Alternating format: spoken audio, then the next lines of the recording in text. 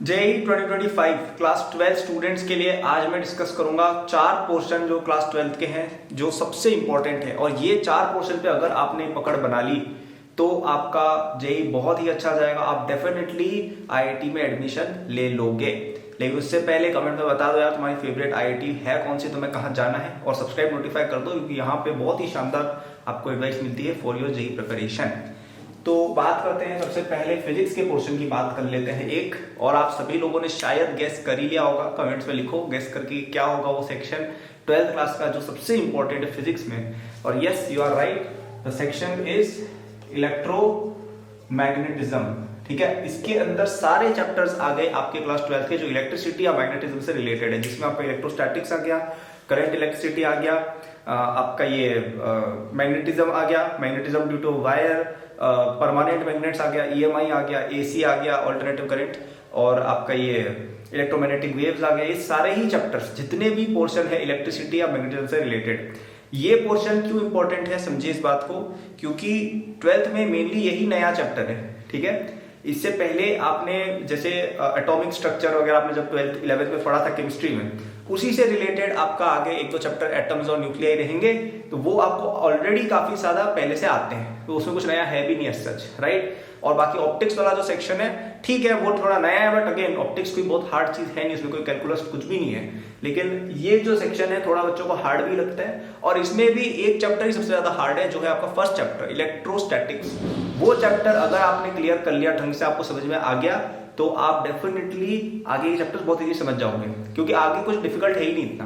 तो थोड़ा इलेक्ट्रोस्टैटिक्स पे ध्यान दे देना, बाकी सब आगे चल जाएगा आपका। और ये it's the equivalent of rotation, electrostatics is the 12th equivalent of rotation in class 11, लेकिन electro is a bit easier than mechanics in general. ठीक है, तो आपको इतना भी कोई टेंशन नहीं लेना है, बड़ा सेक्शन है लेकिन कवरेबल है, कोई बहुत ज्यादा हार्ड है नहीं। ये अगर आपने कर लिया, आपने केवल ये कर लिया, बाकी सब आप डेफिनेटली कर लोगे, तो इस पे ध्यान दे देना थोड़ा। फिर अपन केमिस्ट्री के एक सेक्शन पर आएंगे जो है आपका ब्लॉक्स। ठीक है, तो आपके क्लास 12th के अंदर इनऑर्गेनिक में सबसे इंपॉर्टेंट सेक्शन ब्लॉक्स वाला है, जिसके अंदर आपको जैसे 11th में भी कुछ आपने पढ़ा होगा, जैसे पी ब्लॉक, डी ब्लॉक, इनकी बात जो होती है, ये जो रटने वाली चीजें मैं उनकी बात कर रहा हूँ, नॉट जस्ट स्पेसिफिकली ब्लॉक। जैसे मेटलर्जी भी आ गया इसके अंदर, जो ऐसे सेक्शन है जो याद करने के हैं। अब अगेन आई थिंक सिलेबस में भी कुछ चेंजेस आई थिंक हुए हैं, और वो थोड़े बहुत हर साल ही होते रहते हैं, तो थोड़ा उसका ध्यान रखना कौन सा चैप्टर है कौन सा नहीं है। बाकी अदरवाइज जो याद करने वाली चीज है ना क्लास 12th में वो बहुत ज्यादा है। 11th में इतना नहीं था, 12th में बहुत बहुत ज्यादा चीजें याद करने को, तो उनको याद कर लेना। कॉन्सेप्चुअल तो इससे कुछ है नहीं, इवन फिजिकल केमिस्ट्री भी कोई बहुत ज्यादा खतरनाक नहीं है क्लास 12th के अंदर, सिंपल सिंपल चीजें ही हैं। लेकिन ये जैसे मेटलर्जी हो गई, कुछ चीजें आपकी कोऑर्डिनेशन केमिस्ट्री की हो गई, आपका पी ब्लॉक वगैरह हो गया, इनसे काफी ज्यादा क्वेश्चन बनेंगे, और क्वालिटेटिव एनालिसिस हो गया है ना। और ये याद करने के प्योर चैप्टर्स हैं, इन पे थोड़ा ध्यान आप दे दीजिएगा, इजी नंबर है बहुत ज्यादा।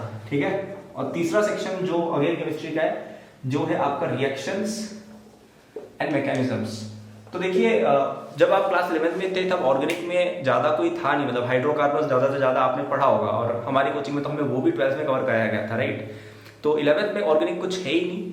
ठीक है, जीओसी वीओसी वो कुछ भी नहीं होता है। मेन जो 80% क्वेश्चन ऑर्गेनिक से आते हैं वो आते हैं रिएक्शंस और मैकेनिज्म पे बेस्ड, और वो ऑलमोस्ट सारे के सारे 12th में ही है। ठीक है, हाँ ऑफ कोर्स 12th में और भी चीजें, बायोमोलिक्यूल्स भी हैं उसके अंदर, एवरीडे लाइफ भी है केमिस्ट्री, इसके अलावा वो भी है। आई थिंक एवरीडे लाइफ का शायद अब रिमूवल हो गया, आई एम नॉट श्योर, शायद हुआ है। ठीक है, मुझे शायद अगर हो गया हो तो मत पढ़ना।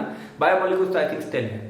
फिर आपका आइसोमेरिज्म भी उसमें कवर्ड है। ठीक है, वो सब बिल्कुल है, लेकिन सबसे इंपॉर्टेंट पोर्शन है आपका रिएक्शंस एंड मैकेनिज्म्स वाला। सारे रिएक्शन टिप्स पे होने चाहिए, मैकेनिज्म जो भी इंपॉर्टेंट है सब के सब आपको याद होने चाहिए, क्योंकि इन्हीं पे जेईई मेन और एडवांस में क्वेश्चन डायरेक्टली बनेगा, डायरेक्टली इसी में बनेगा। रिएक्शन याद है तो क्वेश्चन हो जाएगा, नहीं याद है तो पढ़ में लो, सिंपल इज दैट।